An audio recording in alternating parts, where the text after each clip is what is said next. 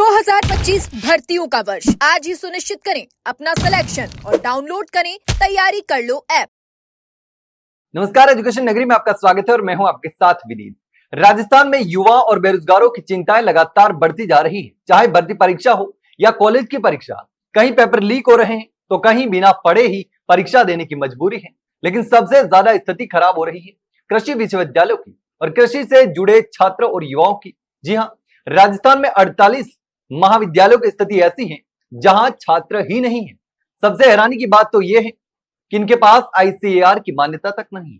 दरअसल राजस्थान में पिछली 4 बजट घोषणाओं में 48 नए महाविद्यालय खोले जाने का ऐलान किया गया, लेकिन जब इन कॉलेजों को जमीनी हकीकत सामने आई तो ये एक गंभीर धोखे की कहानी बन जाती है।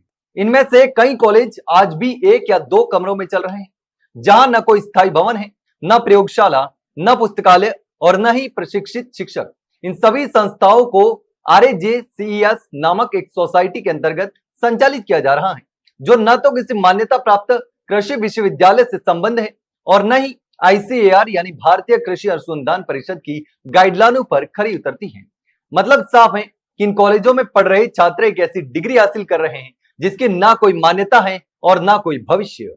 इस पूरे मामले को लेकर राजस्थान कृषि छात्र कल्याण संघ के प्रदेश अध्यक्ष राहुल महिला का कहना है कि RAJCES के अधीन चल रहे ये कॉलेज आईसीएआर मान्यता से बाहर है, जिसका सीधा असर छात्रों के भविष्य पर पड़ रहा है।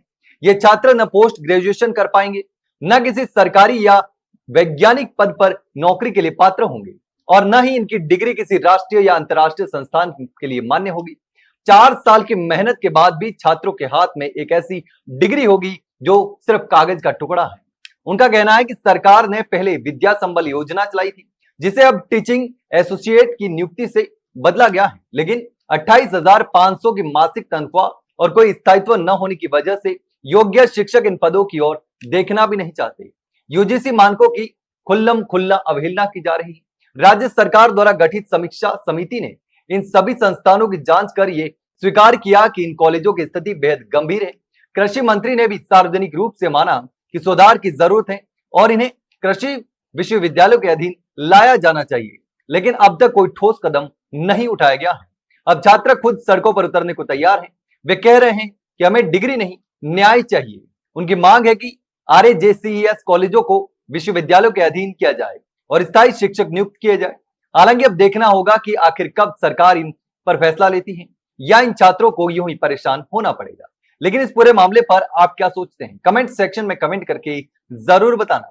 वहीं अगर जानकारी अच्छी लगी हो तो वीडियो को लाइक और शेयर जरूर करो। हाँ, चैनल को सब्सक्राइब करना ना भूलें।